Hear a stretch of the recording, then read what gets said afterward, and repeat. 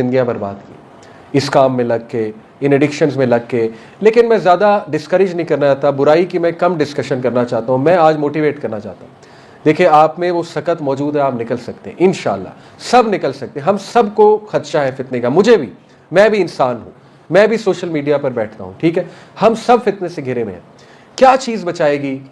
Pure pure pure अल्लाह की मदद बचाएगी। यूसुफ अलैहिस्सलाम ने कहा कि मैं बरी हूँ नफ्स से। ये जो नफ्स है, नफ्स अम्मारा, ये बेशक बुराई की तरफ उकसाता है। आयत नंबर 53 है, इन्न नफ्सा लअम्मारता बिस्सू।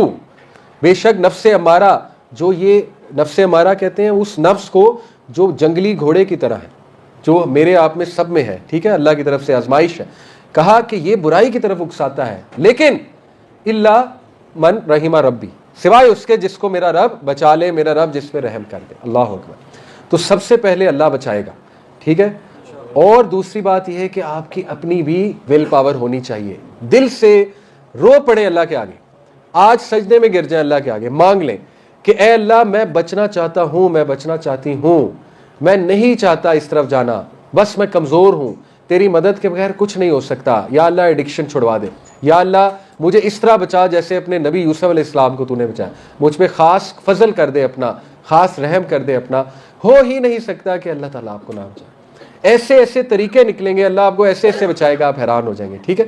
लेकिन ऑब्वियसली साथ में वर्किंग भी ज़रूरी है, स्पिरिचुअल होना, नमाज के रुख करना, वुज़ू में रहना, ठीक है ना, ट्रिगर्स को अवॉइड करना, वो तो बातें आपको ऑलरेडी पता है। तो मैं अब यूसुफ अलैहिस्सलाम का आपको बताता हूँ कि how much chance he had to slip.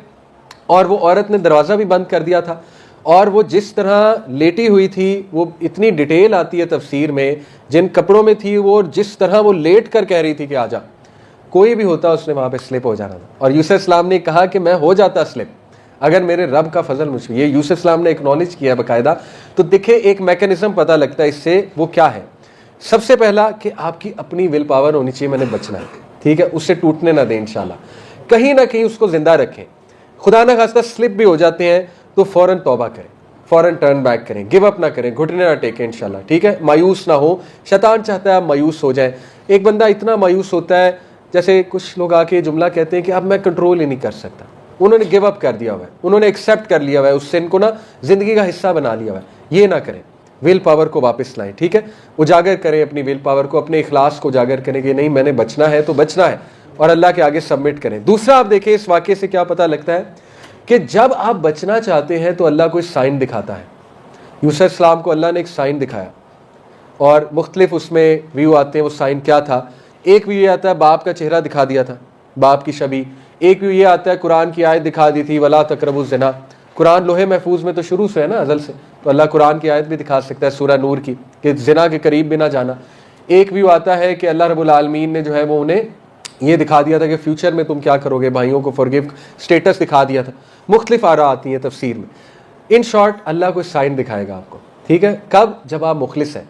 देखिए, वो साइन ख्वाब हो सकता है। अल्लाह अकबर। एक भाई ने मुझे ख्वाब सुनाया, उसको, अब हर एक को जाहिर है ये प्रॉब्लम एक्नॉलेज करनी चाहिए, किसी को भी ये प्रॉब्लम आ सकती है, हम सब इंसान हैं आज के दौर में। तो उसको प्रॉब्लम ये थी कि वो मैरिड था, इसके बावजूद वो एक खातून से बात करता था जो उसे पहले से पसंद थी। ये भी बड़ा कॉमन है आजकल, ठीक है। तो उसने ख्वाब देखा, उससे कहा कि मेरी ख्वाहिश थी, मैं अल्लाह से कहता था अल्लाह बचा ले बचा ले। ही सेड मुझे अल्लाह ने ख्वाब दिखाया, मुझे ख्वाब अल्लाह ताला ने ये दिखाया कि मैं एक आग की जेल में बंद हूँ, मेरे इर्द गिर्द आग है, आग की जेल है, और वो खातून बाहर खड़ी है, और मैं आग की जेल से जो है ना वो हाथ बाहर करके उसको पकड़ने की कोशिश की, लेकिन मैं आग के अंदर हूँ। कितना बड़ा साइन दिखा दिया अल्लाह ने कि इस अमल की वजह से कहीं तो आग में ना चला जाए, ठीक है। और अनफॉर्चुनेटली ज़िना हमारे माशरे में आग की तरह फैल रहा है। मैं मायूस नहीं करना चाहता।